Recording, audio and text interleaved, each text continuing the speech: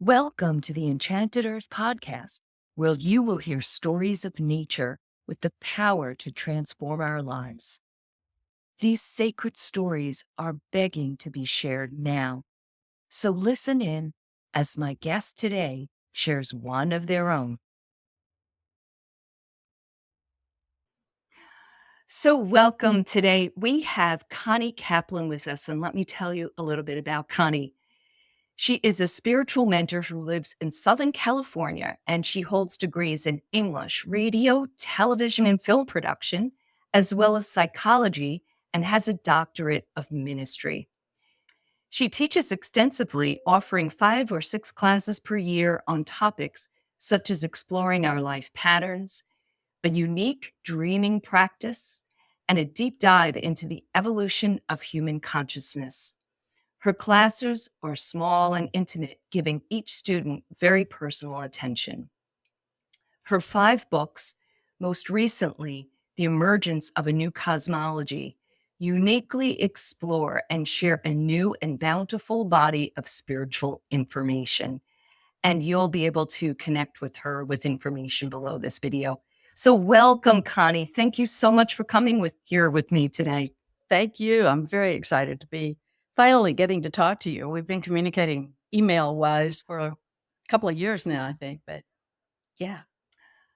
Oh, well, I am super excited because I have one of your books that I first was introduced to your work was called The Woman's Book of Dreams. And I don't know how I found it, but I was immediately entranced by your ability to merge dreaming practice with the moon phases and astrology. And those are 2 of my loves. And I was just blown away by the process that you work through in that book and your women's dream circles. Tell me a little bit about that. Well, first I'll tell you that what happened was that I was working in television production. This was in the late 80s. And I got ill, took what I thought was going to be a week off, and it just went into this downward spiral. And I just lost my mind, basically. I literally lost the ability to remember normal little things like how to get a phone to stop ringing or what a doorbell meant. And I slept and slept and slept and slept. I slept 15 to 18 hours a day during that time. And that lasted 2 years, 2 full years of mostly sleeping.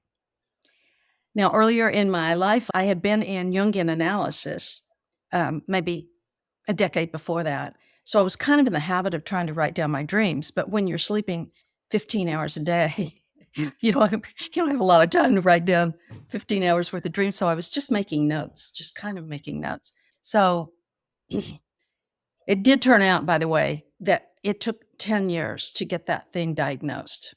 And it was finally diagnosed as a viral infection in my brain. So it was messing with my synapses.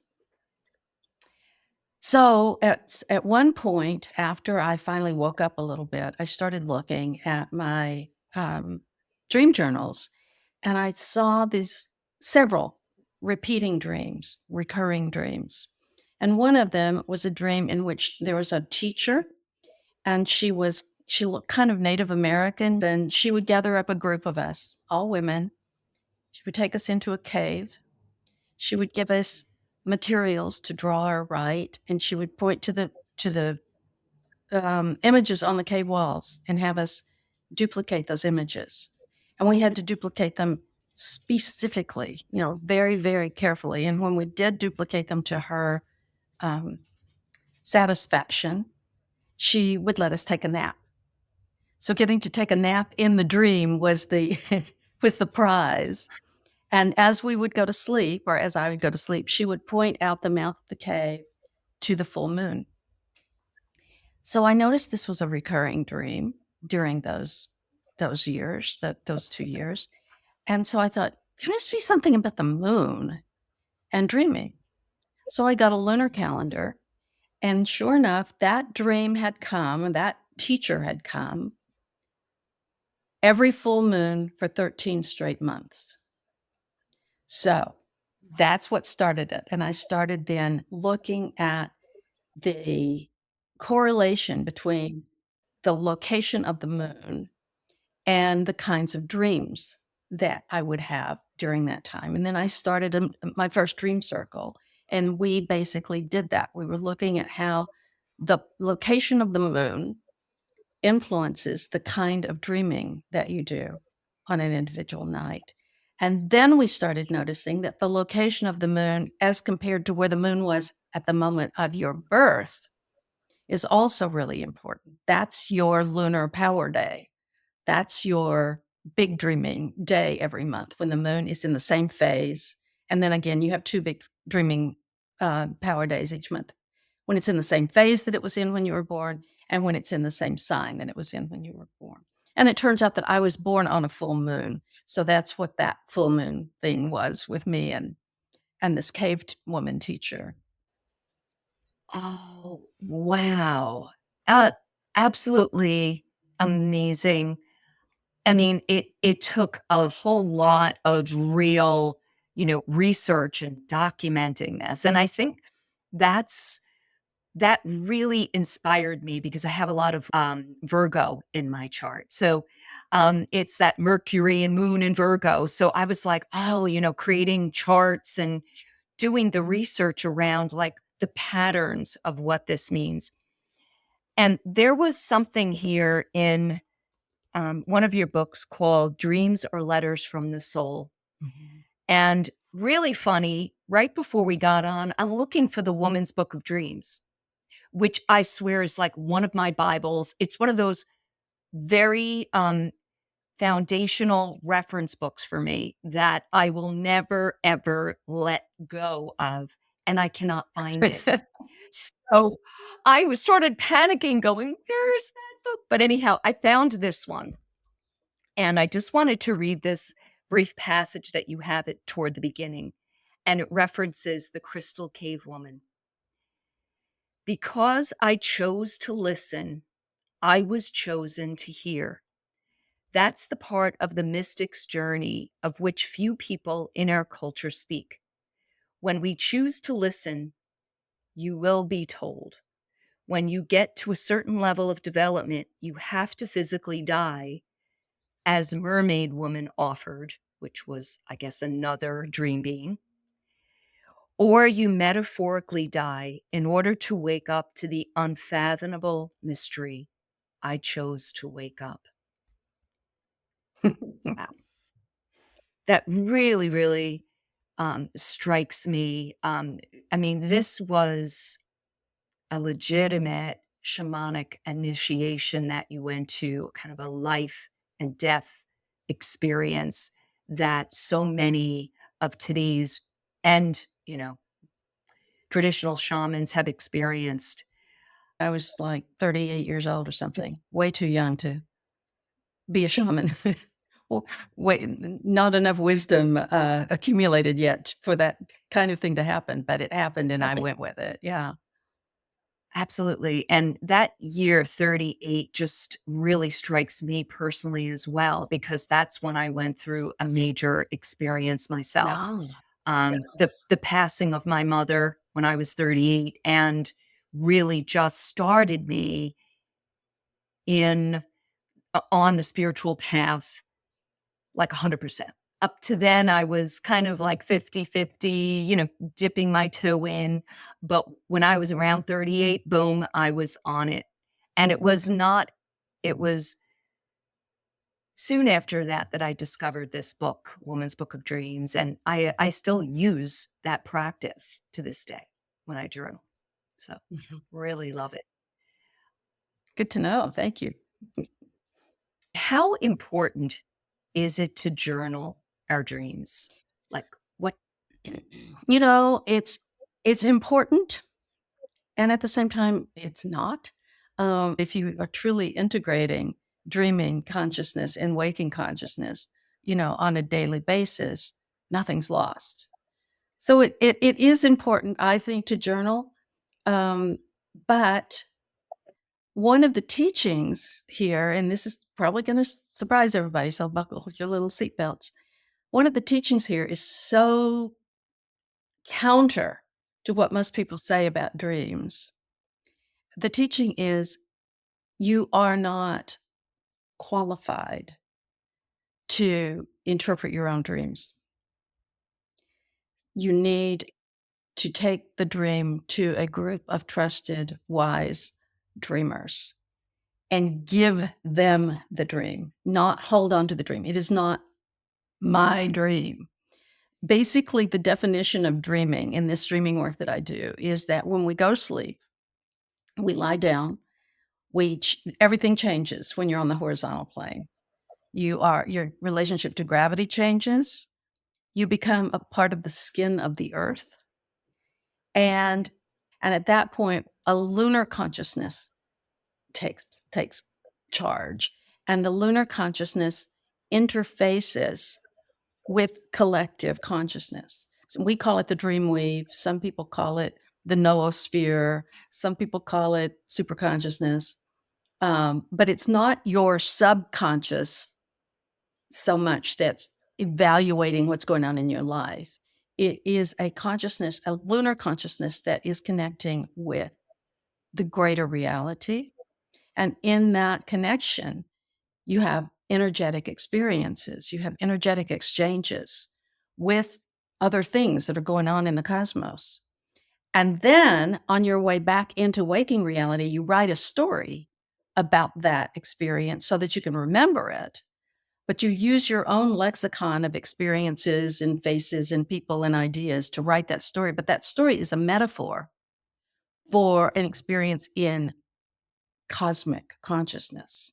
So the story itself is what makes you think the dream is about you. And of course, to a certain extent, there's always certain personal information in every dream. But for the most part, what you're bringing back from collective consciousness is a gift to everyone. It's not just about you and it's not just yours. So that's the thing about journaling. So many journal teachers of the new age are really telling you to just go into stream of consciousness and think about yourself a lot and write down stuff about yourself a lot. So when we journal, we write down the dream story as we created it, but we don't really then go into what does that mean? What does that mean? What does that mean? Until we take that dream to circle and give it back to a larger school of dreamers.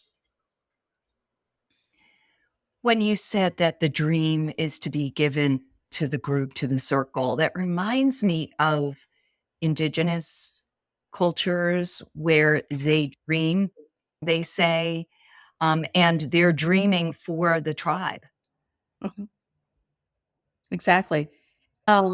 Yes, the circle that I work with, I offer dreaming classes, and then after you take my dreaming classes, you're invited into my international circle, and we call it the new dream. We're dreaming the future. We're dreaming the new story of humanity. But let me give you another example of what I mean by that we dream collectively, even though we don't realize it. I can give you several examples, but one of them just is this happened really early on when I was just having a few dreamers come into my living room a couple of times a month to share dreams. And a woman came to circle and she had dreamt of her father's death, of her father's funeral. And, she dreamed his suit that he had on and the color of his tie and the color of the lining of the casket and the whole thing. And he wasn't dead. So she was freaked out that she was prophesying the death of her father. So after we hear the dream in the dream circle, we pass the dreaming stone around, much like passing the talking stick in an Indigenous ceremony. We passed the dreaming stone around, and as the stone went around, of those 13 women, 8 of us had dreamed about our father's death in the last 2 weeks. So it's like, oh, we don't know stuff like that because we don't share our dreams with each other.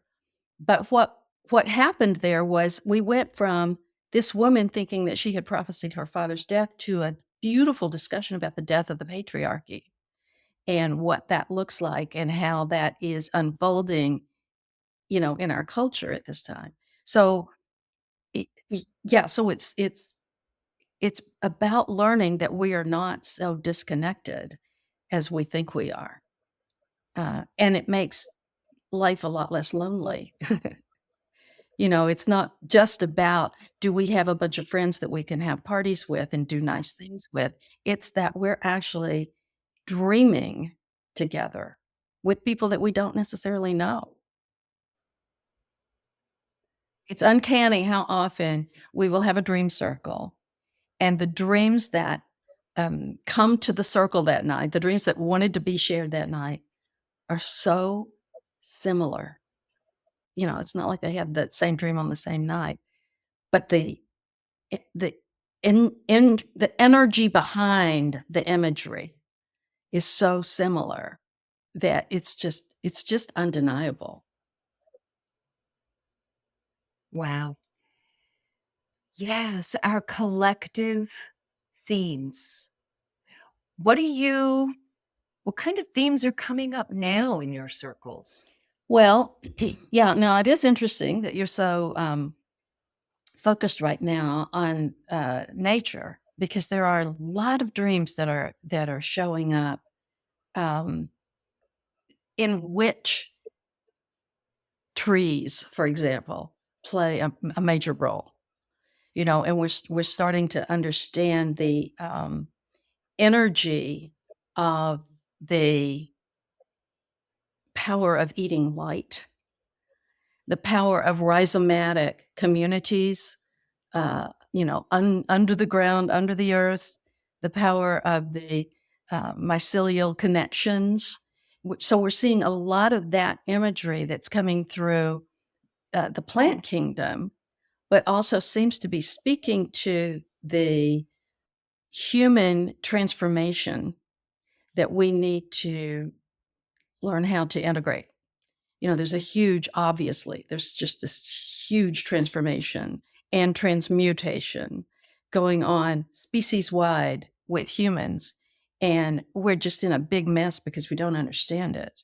And we don't understand it because we don't know how to, back to that quotation you mentioned earlier, we don't know how to listen.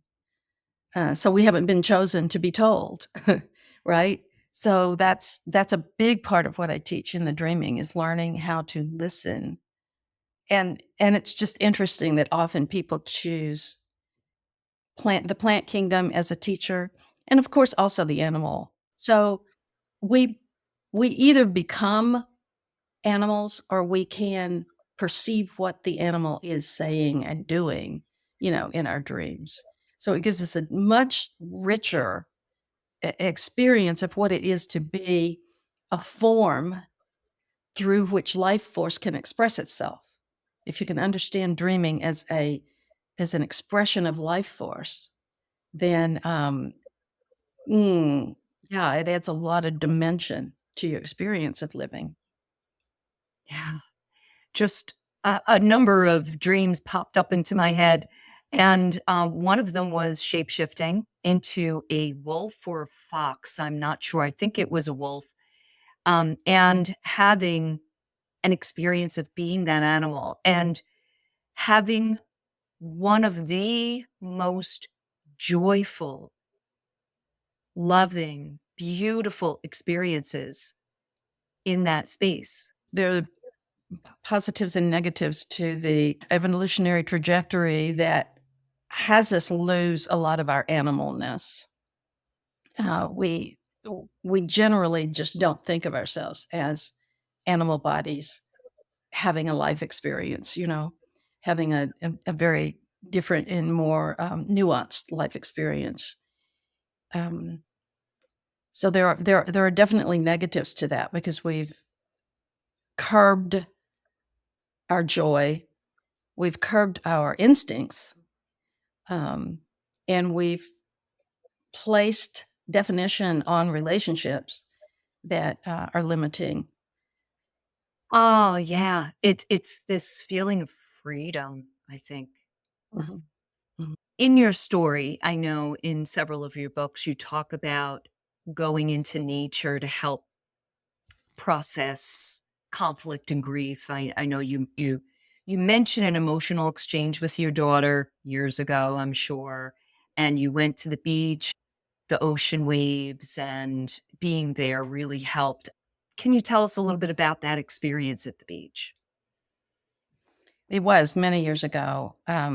That was during her goth days, and she was like all dressed in black with black hair and black lipstick and whatever. And we were on a trip to Mexico as a family trip, and we were at the beach. And um, I woke up in the middle of the night and smelled cigarette smoke. And she and her brother were in an adjoining room, and so I went into the adjoining room, and there she was in her black outfit and her Doc Martens at the beach, sitting outside smoking a cigarette. And she was like 14 or something.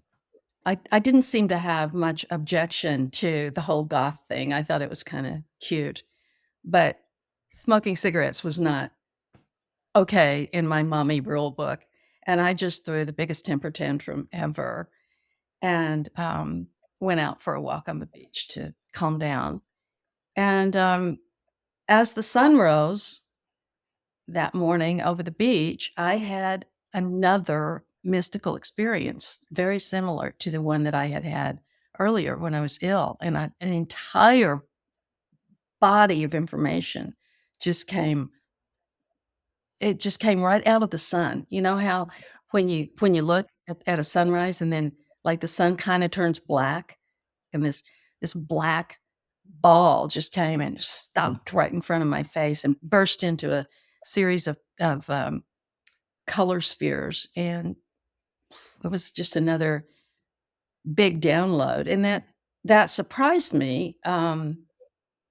You know, I wouldn't go so far as to say that you need to get angry in order to be a mystic or anything like that, but there was something that was paralleled between the dynamism of the kind of anger that swelled up in me and just being out there alone at the beach watching the sunrise, and it just like shifted everything.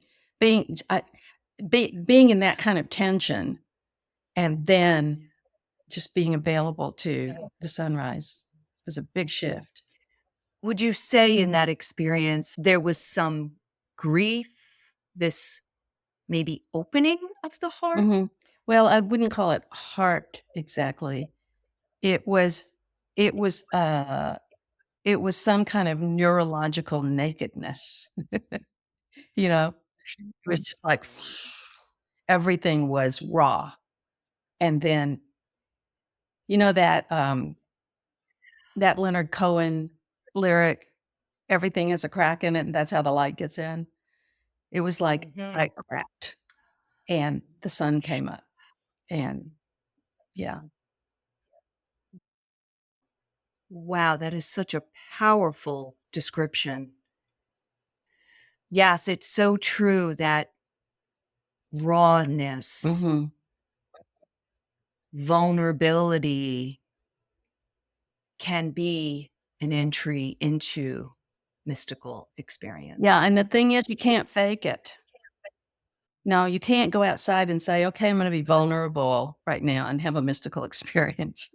It's like it's not something that is, uh you cannot willfully, be a mystic.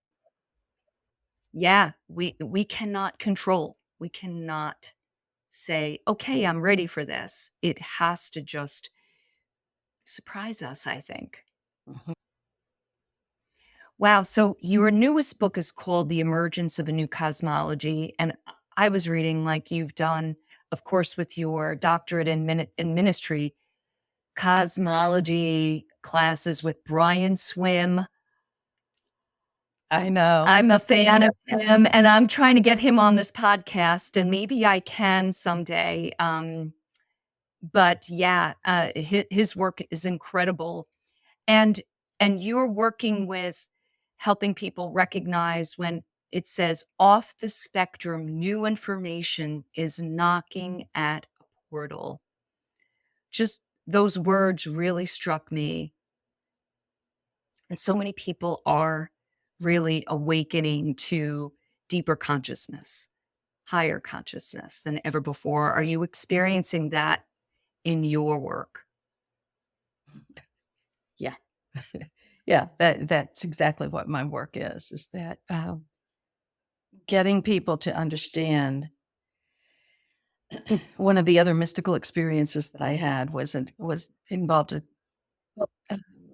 an appearance of angels, a couple of angels, when at my father's deathbed.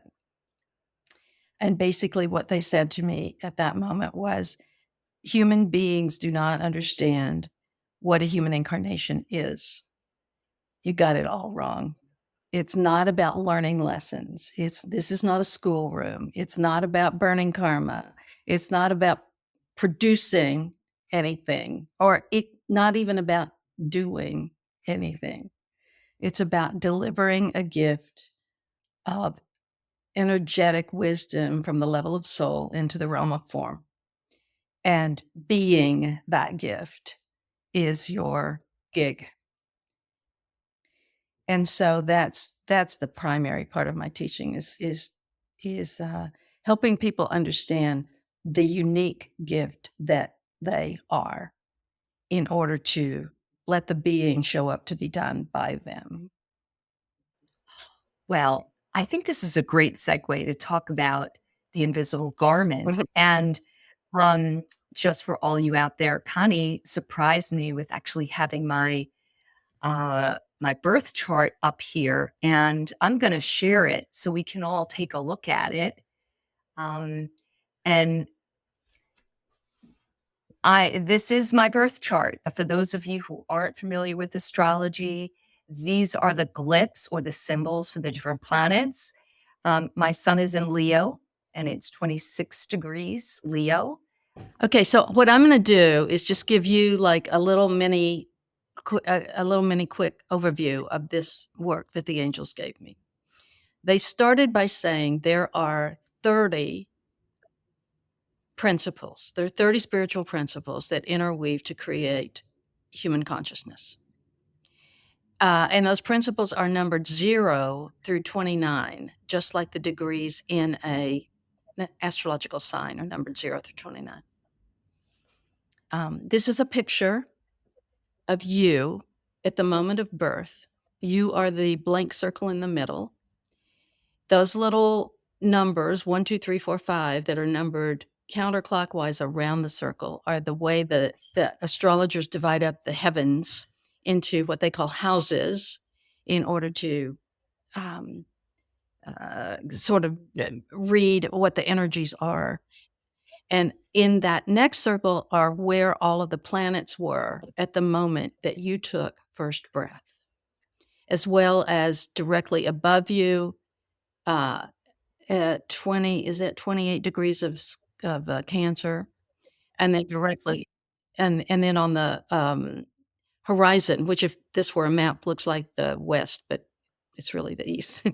But anyway, at 24, that's called the ascendant and the midheaven. So those are the things that we look at when we look at what is the configuration of energy that is the gift that is you.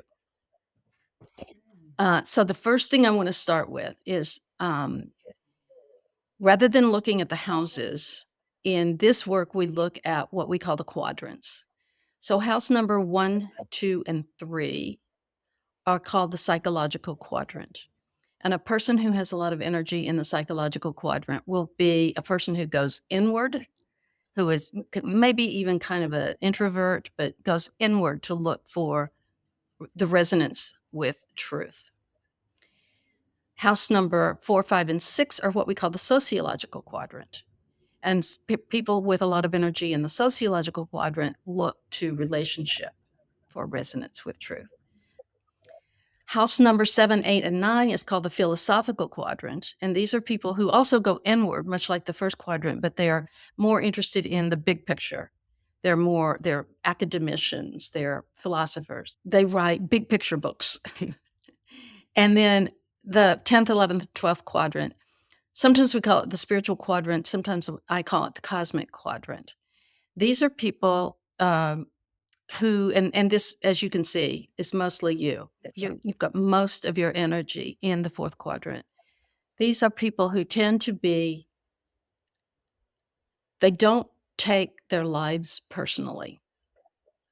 They tend to be what we would call global citizens. They tend to be interested in the development of and consciousness of the species itself, rather than it's being all about me, all about me.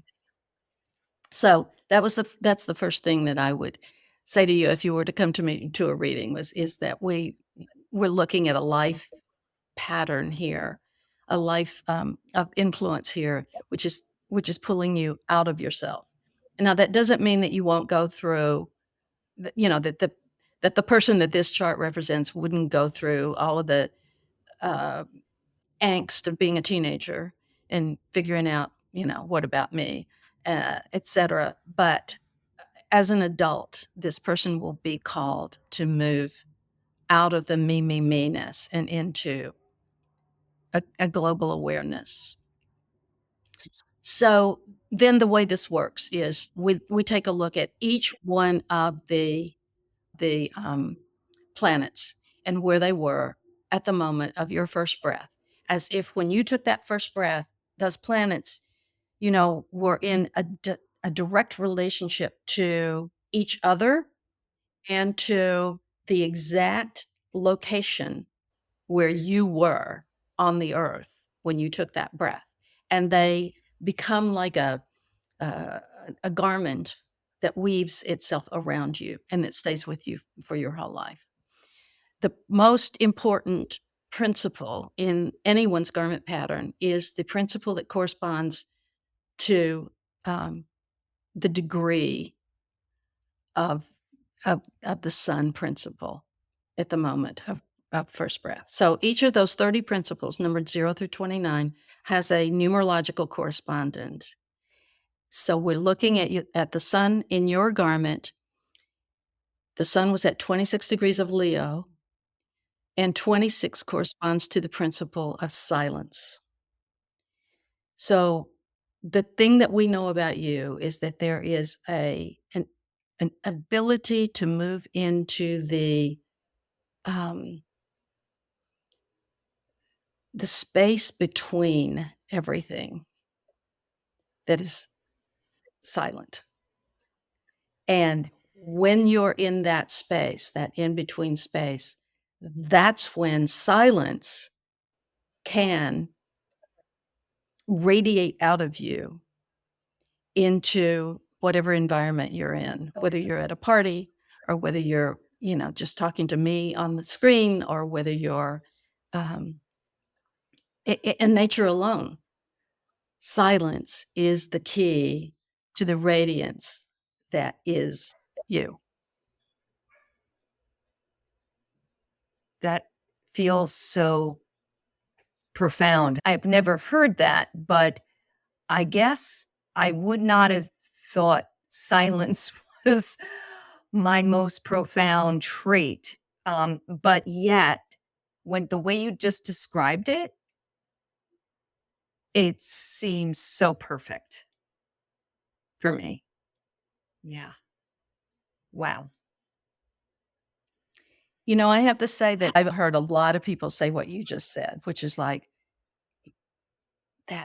that's so familiar, but not anything that I would have, in fact, some people even say, I thought that's what was wrong with me. You're telling me that my gift is something that's connected to the plant world, for example. And I always thought that's what was wrong with me. I thought that's what was broken. I thought that's what I needed to hide and fix, because we grow up in a culture that tells us what's wrong with us. And it fills us full of lies because it tells us what's wrong with us, meaning you're not what I think you should be. It's not, I see you for who you are. It's like, I see you for what I think you should be, and you're not that. So we grow up with a lot of lies about who we are and what our gift is. And so that turns out to be the first part of my work with people is like, let's identify the lies. And, I have technologies for learning how to uh, not get rid of the lies, but to integrate them in a way that that shifts them. Uh, so anyway, that's so if I were to be doing an hour, an hour and a half reading with you, we would go through each one of the positions on this chart and what its principle is and what its role is in delivering the gift of silence. All of the other ones are there to support the delivery of the gift of silence. Right. Yeah. And the ascendant too. You look at the midheaven, the ascendant. The ascendant is the part of you that is your ethical guideline. And in your case, this is really sweet. It's very interesting because the ascendant is at 24 degrees of Libra, and 24 corresponds to the principle of humility. So humility in this body of work. Oh, that's another thing about this body of work. Almost every word that describes the principles is defined completely differently than the way we use it in normal vernacular. In this body of work, humility is about absolutely authentic self-knowing. So, for example, one of the things that the angel said to me about humility is it is equally arrogant to think too little of yourself as it is to think too much of yourself. Humility requires absolute precision in self-knowing. So, when you're making your ethical decisions, that kind of precision is required, or else you'll make the wrong decision. And because it's in the sign of Libra, it's going to also tend toward, social justice. It's going to include a bigger picture than just what's right for me. It's what's right for the we that is going to be affected by this decision. So, Absolutely. For the we. Yes. So the sign itself also kind of flavors the gift. yes, yes, yes.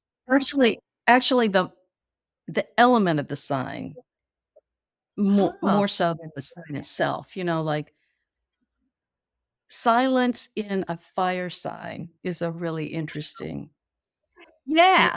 proposition there. And as a Leo, I mean, of all of the signs, that is the most hysterical combination, I think, Yeah, because Leos are not known for their silence. yeah, yeah. But silence, see, it doesn't mean be quiet. As a spiritual principle, it means knowing the in between, knowing that which is the bridge um, between things. Yeah.